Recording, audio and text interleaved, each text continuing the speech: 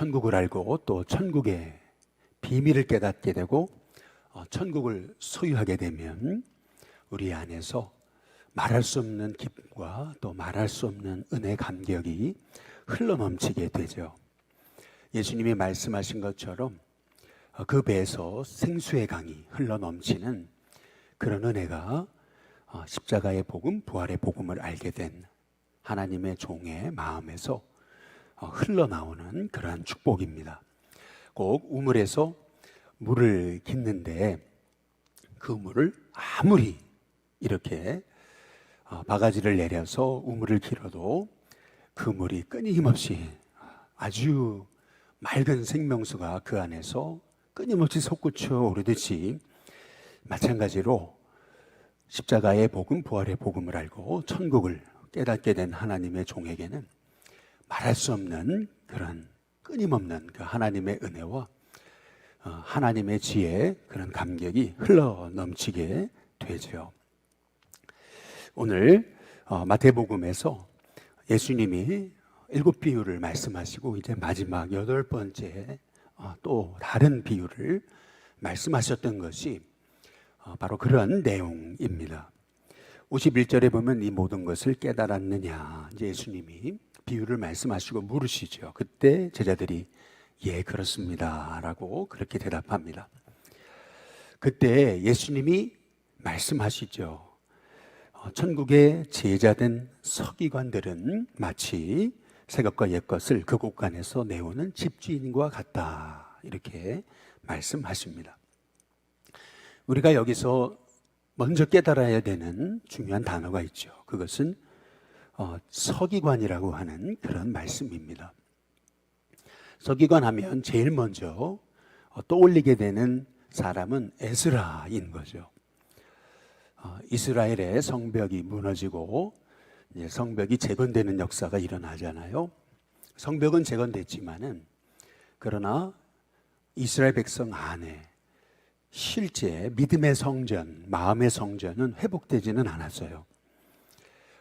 겉으로 보여지는 성벽, 성전은 회복됐지만은 그러나 백성들의 마음 안에 있는 진정한 성전이 회복되지 않았을 때 하나님은 에스라를 통해서 하나님의 백성의 무너진 것들을 다시 회복하시는 역사를 보여주셨던 것이거든요. 그 하나님의 백성의 무너진 것을 회복시키셨던 그 역할을 감당했던 에스라가 바로 서기관이었던 거죠. 옛것 하나님이 이스라엘에게 알리셨던 6월절의 회복, 그리고 율법의 회복, 말씀의 회복, 그 모든 것들의 회복이 에스라가 선포했던, 에스라를 통해서 증거됐던 하나님의 말씀을 통해서 이스라엘 백성의 무너진 것들이 회복되는 역사가 일어났던 거거든요. 오늘 예수님께서는 천국의 제자된 서기관마다 이제 이렇게 말씀하십니다. 천국의 제자된 이 서기관이라고 하는 것이 바로 예스라처럼 하나님께 주신 그 말씀들, 그 말씀의 그 은혜들, 여지껏 잊혀졌던 하나님의 말씀의 은혜들을 꼭 우물에서 물 퍼내듯이 그렇게 끊임없이 그렇게 은혜를 끊임없이 퍼올리는 그러한 사람이 이제 서기관, 천국의 제자된 서기관이거든요. 그런데 이 천국의 제자된 서기관은 꼭 마치 새것과 옛것을 그 곳간에서 내오는 집주인과 같다, 이렇게 예수님이 말씀하고 계십니다. 지금도 부자들 보면은 얼마 전에 사우디 왕자가 왔을 때 엄청난 부를 자랑했잖아요. 지금도 부자는 어마어마하지만 옛날에 예수님 당시에 이 로마 시대에 이 주인들도 결국에는 그가 가지고 있는 창고의 규모를 통해서 그가 얼마나 부자인가라고 하는 것을 알 수 있었는데요. 그 창고에는 곡식만 있었던 게 아니고요. 그 안에는 수많은 진귀한 물건들부터 시작해서 골동품들, 또 여러 가지 가재도구라든지 여러 가지 물품들이 그 창고 안에 있었습니다.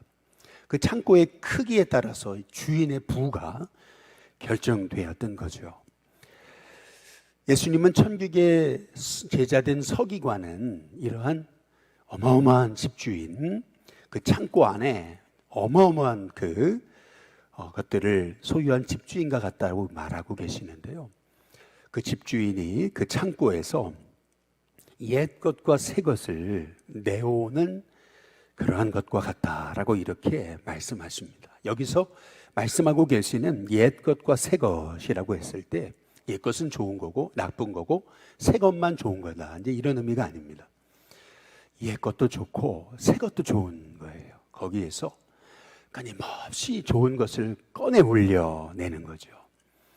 그동안 잃어버렸던 그 하나님의 말씀의 그 옛 은혜를 꺼낼 뿐만 아니라 예수님이 오심으로 깨닫게 된 그런 새로운 복음의 은혜, 그 복음의 은혜들도 끊임없이 퍼올리고 꺼내오는 그러한 그 천국의 제자된 서기관 같은 그런 종들이 이 천국의 비밀을 한 하나님의 종들이라고 말씀하고 계시는 거예요. 오늘 여기서 천국의 제자된 서기관마다 마치 새 것과 옛 것을 그 곳간에서 내온다라고 이렇게 말씀하고 있는데요.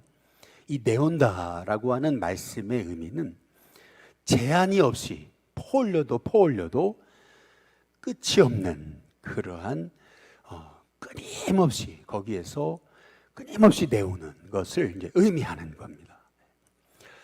우리가 복음의 은혜를 알게 되고 천국의 비밀을 알게 되면은 하나님의 은혜라는 것이요, 아주 퍼올려도 끝이 없는 거라는 거죠.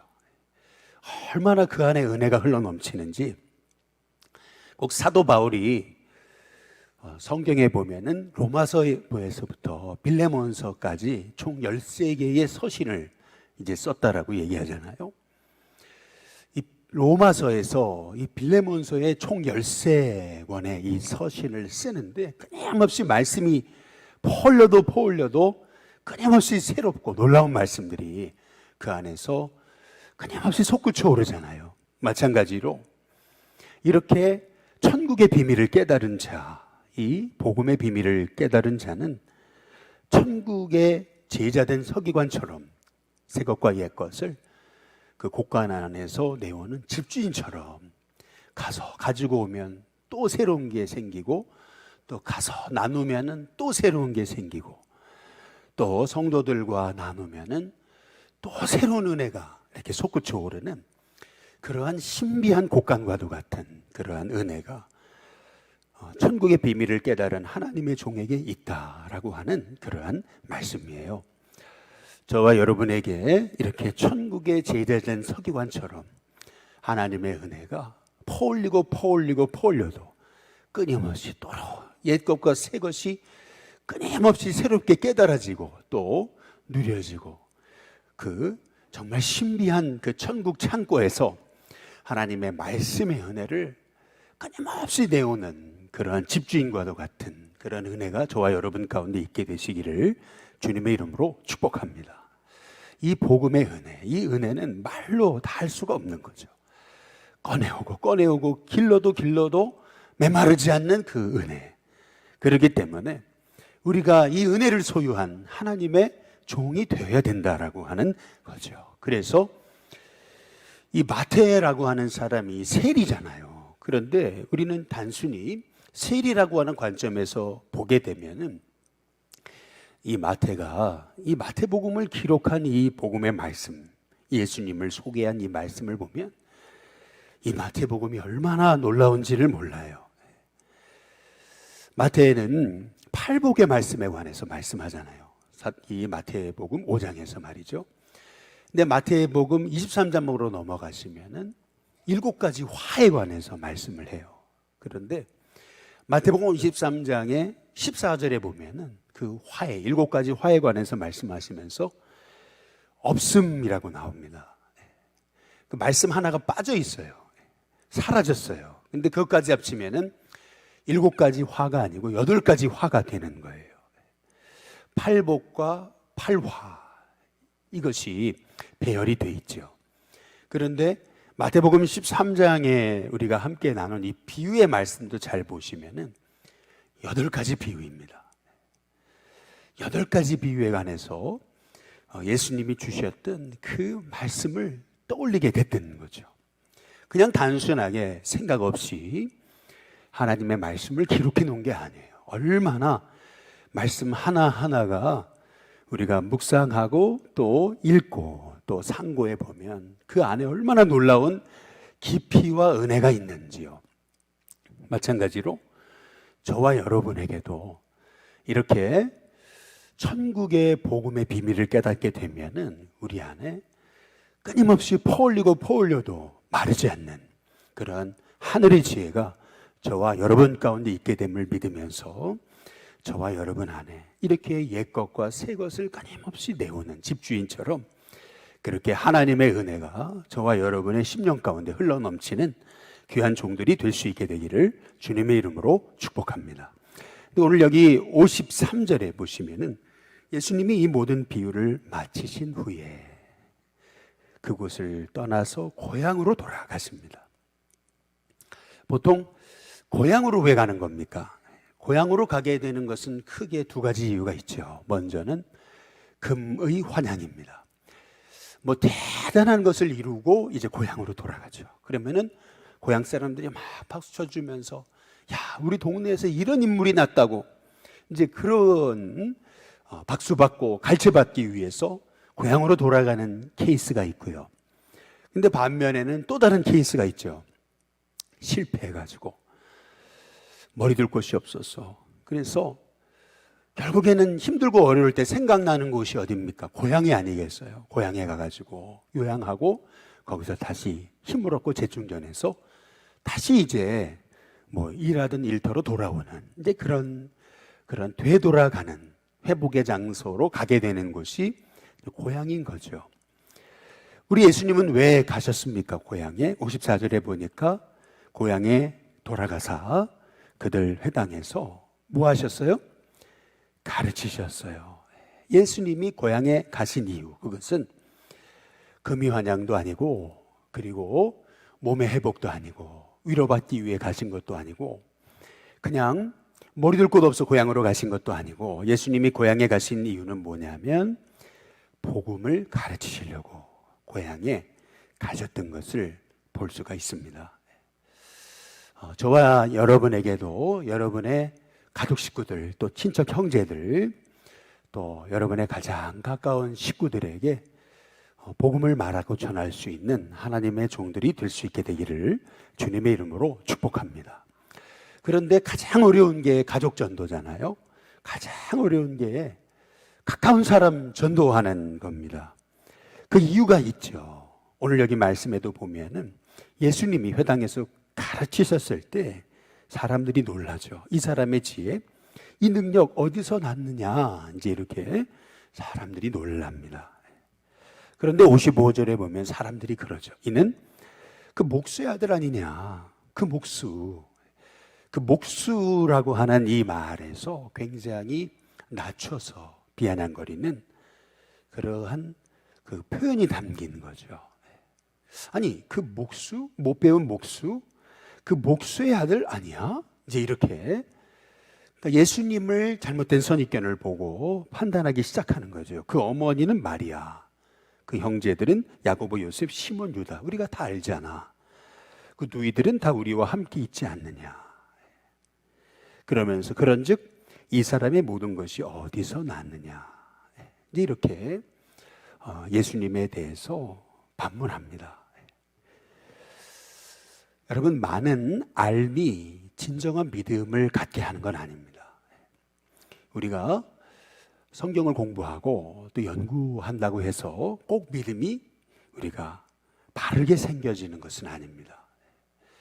많은 알미 오히려 많은 번민이 될 수도 있는 거죠. 전도서, 잠언에서 말씀하는 것처럼 말이죠. 바른 알무로 가야 되는 겁니다.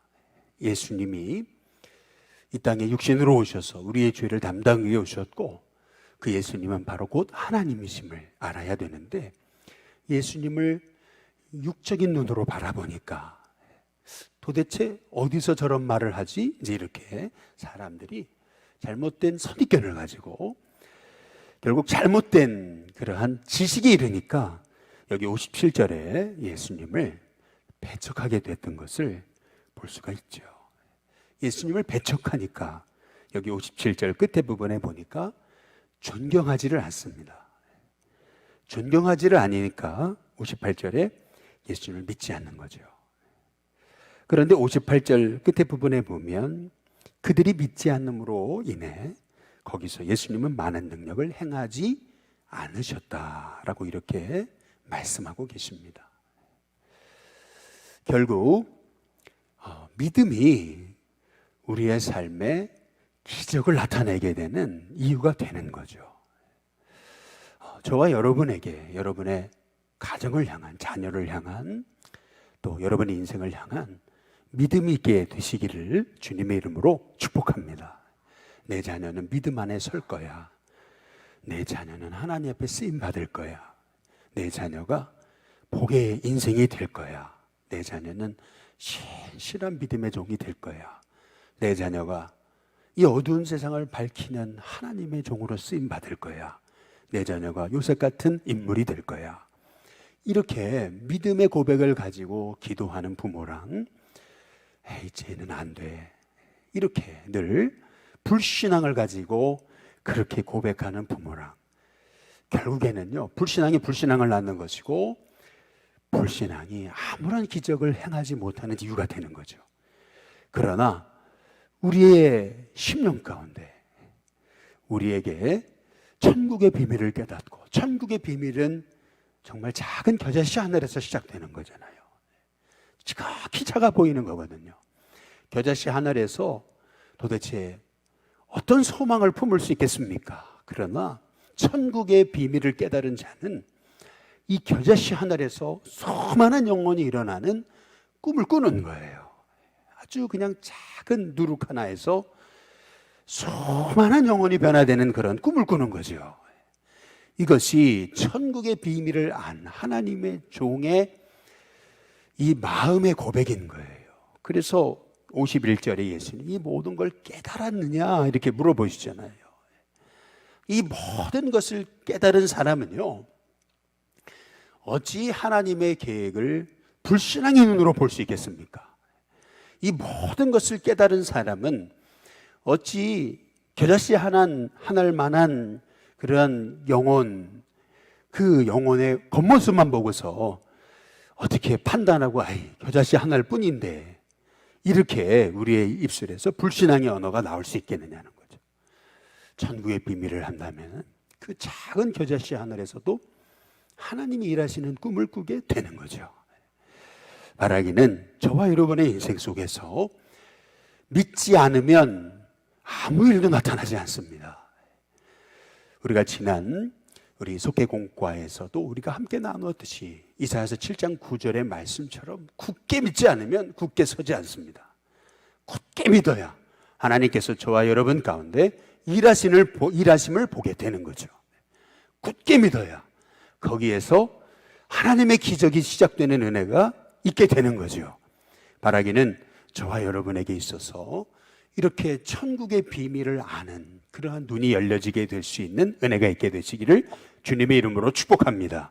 그 천국의 비밀이란 겨자씨 하늘에서 하나님의 축복을 보는 거예요. 작은 누룩 하나에서 수많은 영혼이 일어나는 꿈을 꾸는 거죠. 믿을 때 하나님의 능력이 나타나는 것입니다. 바라기는 저와 여러분의 인생 속에서 이런 믿음의 눈이 열려져서 우리의 입술에서 끊임없이 믿음의 고백이 흘러나오고, 이 주님의 제단은 하나님이 쓰신다, 이 영혼들은 주님이 쓰신다, 우리의 작은 인생을 통해서 하나님의 역사가 나타난다, 그러한 믿음의 고백이 흘러나와서 저와 여러분을 통해 하나님의 기적이 나타나는 은혜가 있게 되시기를 주님의 이름으로 축복합니다. 오늘 시간 찬송가 515장 우리 함께 찬양 부르겠습니다.